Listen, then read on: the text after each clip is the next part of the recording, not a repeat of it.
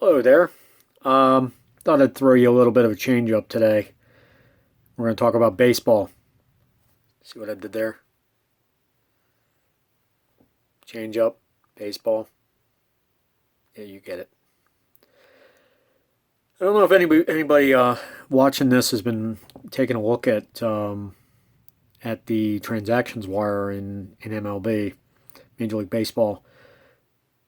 Can you believe? Have you ever seen a season where there's been so many arm injuries with particularly starting pitchers? And the fact is it's been a dizzying array of them. And from my perspective, going all the way back to my background is just having the best darn batting practice fastball in all of Baltimore County, Maryland, when I pitched in high school. To that time in between, just as a fan and now as a coach, it really traces back to a few things, and so it's kind of a pet peeve I have, and that is that a whole lot of people, their kids, particularly in the south of the country, where it's warm year round, you see a lot of this, 12-month a year baseball.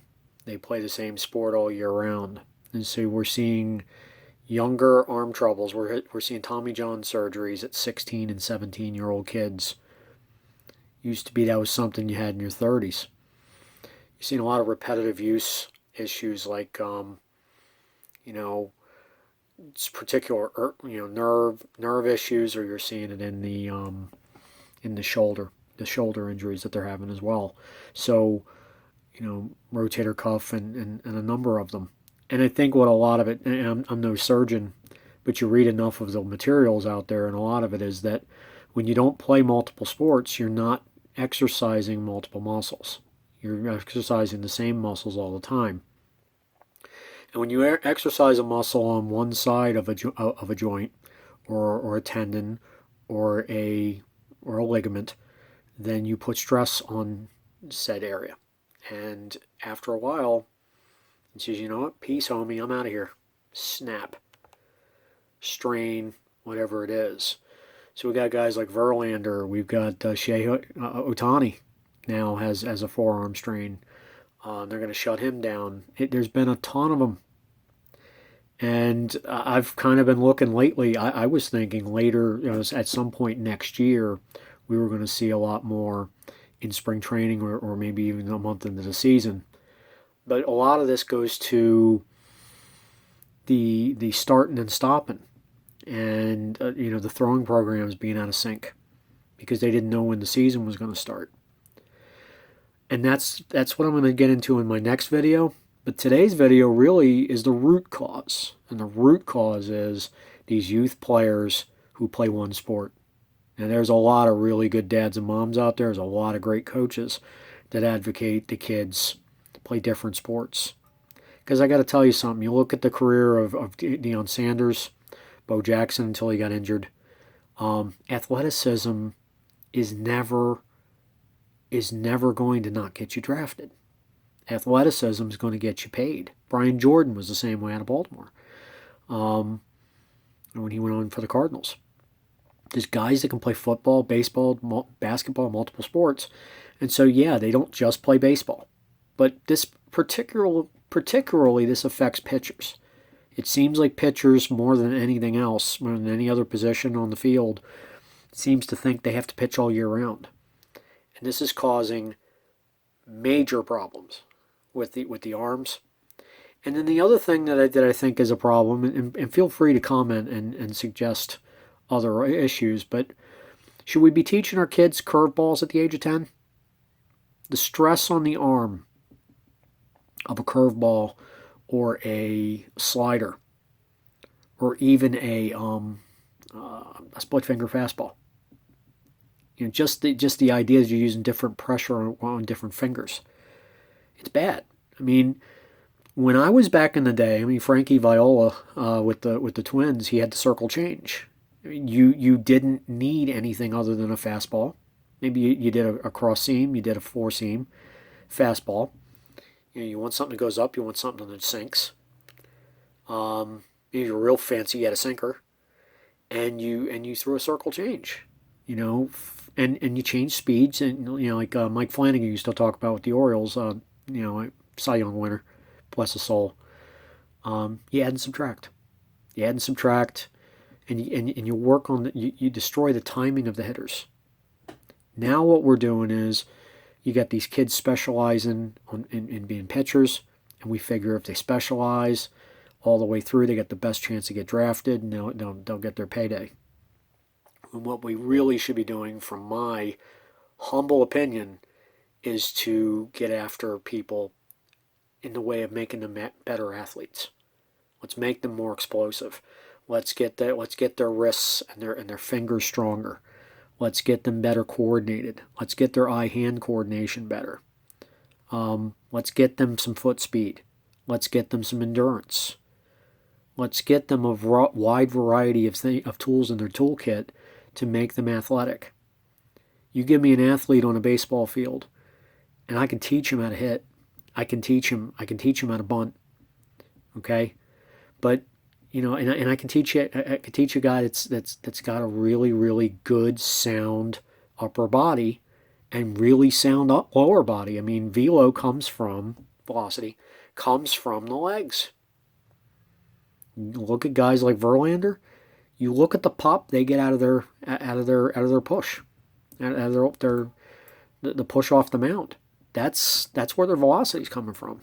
Their arm. I mean, obviously you got a live arm, but you're getting a little extra giddy up because you got lower body strength. You look at Nolan Ryan back in the day. Nolan Ryan could bring it. It's just straight cheese into the 10th inning if he wanted to.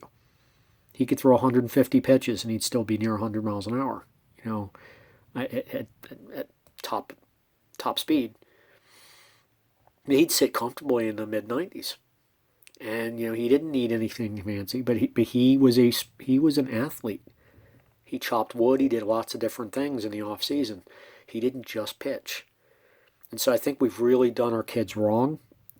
And maybe it's by accident. Maybe it's just that we're just thinking if we put them into these academies, and we give them the best chance to be very specific in one sport, that they're going to succeed in it. And I just think get to about 15 or 16, just make them athletes, and then maybe from 16 on, take them to finishing school. Then you get them, year round at that point. But watch the throwing programs and stuff like that, particularly with the pitchers.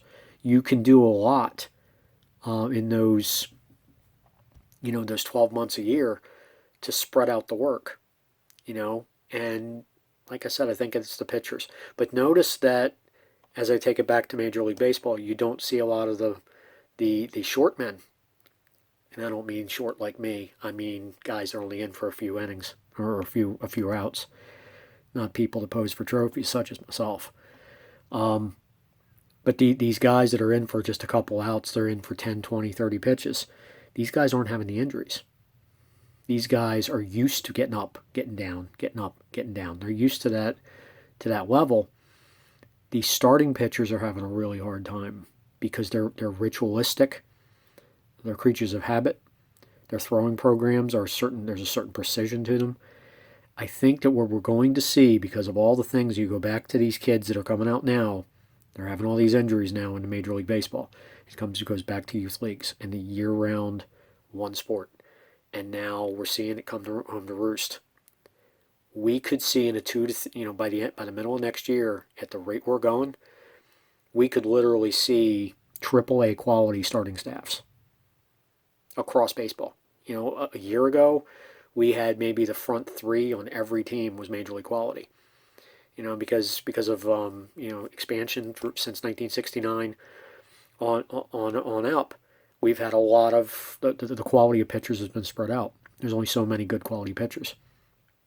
I think we're wiping out a number of pitchers, and I think spring training is going to open some eyes. And was this really Tony Clark, head of the Major League Baseball Players Association? Was this worth a year of service time to have a 60-game season and screw up everything for your pitchers? Was this worth it? Well, I don't think it is, because some of these guys are going to have possibly career-ending injuries. So some of these guys are going to have at least interrupted injuries. And whenever you have to put Humpty Dumpty back together again, Humpty Dumpty being the arm, it don't come back the same. We've got guys now with multiple Tommy Johns. Tommy John surgeries. So it's getting out of hand. Now, Dr. James Andrews is, they need to clone him now. There's so many of these surgeries now, but I'm sure he doesn't mind having so much work to do, him and his team. But baseball better start getting concerned with this, because by this time next year, baseball's going to look different if they don't do something soon. I think they've really screwed up with the 60-day season, not having some predictability to when spring training or summer training, or spring training 2.0 was actually going to start. So the throwing programs were completely off. And so these guys came in, and it's just like a 52-card pickup. It's just like, okay, let's just wing it. Guess what? You can wing it when you're swinging a bat. You can wing it when you're taking grounders at second. You can't wing it when you're on the mound. You can't wing it when you're basically hurling a baseball full speed 100 times a game, 70 times a game, 80 times a game against live batters. You're in trouble. You start winging stuff with your preparation, and you're in trouble. Other sports you can kind of show up. You can just show up to basketball, but you got to have your legs. I mean, there's certain things you got to do to prepare. But pitching is a particularly difficult piece of American sports. It just is, as far as I'm concerned. You just don't have the capability to just willy-nilly go play. And then these guys are gonna go through a 60-game sprint. They're gonna have a shortened off season, and they're gonna come back in the spring, maybe, because there might be a second wave. I think the stress will be cumulative, and again, and I'll digress after I say this just one more time. You go all the way back with this generation of players now. You go all the way back to when they're 8 and 9 and 10, and they're throwing curveballs, and they shouldn't have been. They thought they were Burt Ball 11. They weren't. And the act of trying to be wrecked their arms over a 20 to 30 year time period, or maybe even a 10 to 15 year time period.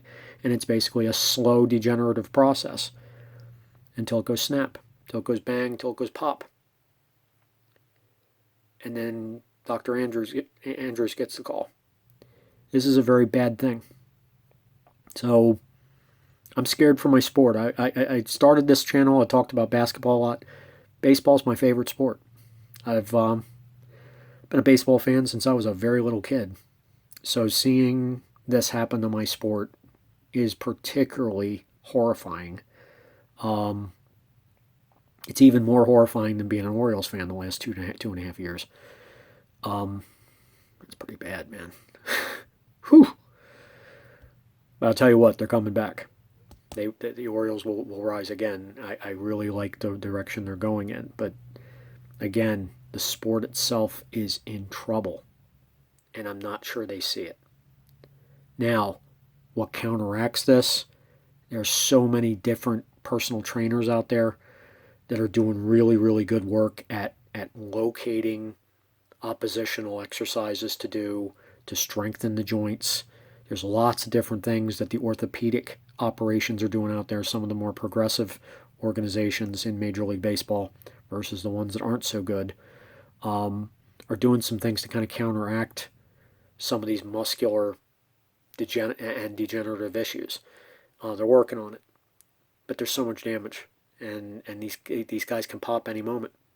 It's not natural to throw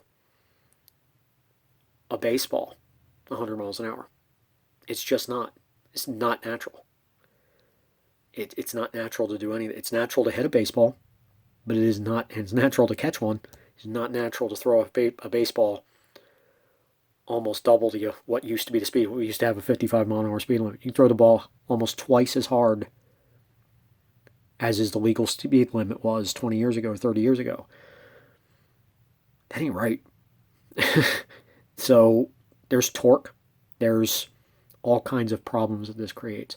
So in my next one, I might talk a little bit more about this um, as well. As far as what's some of the things we might be able to do if we're being smart. Um, and maybe I'll give this a break. Actually, I think I'll give this a break till. Um, no, I think it'll be the next one. So I think I can work with that. So um, hope this is helpful. I'm kind of ripping things out of the front page and seeing where I can go with things. And so sometimes it's like I want to digress for a minute, but then I just want to jump in and I just want to say it all. But I really want to tie the loop together on what this is doing to MLB and what the MLB, what this restart has done. So today I really wanted to focus on more about what's going on, what laid this massive bomb in years in the making into what's happened in Major League Baseball.